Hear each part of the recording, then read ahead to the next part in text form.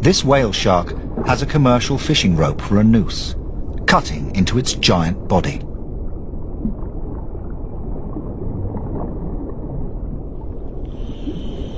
A diver seizes the chance to cut the rope free and quickly descends to more than 100 feet.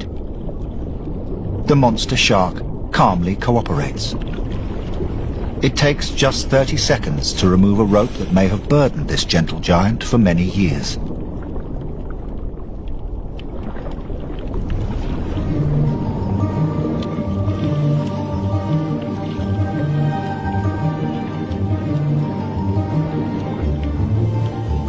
For the dive team, it's a moment of pure joy.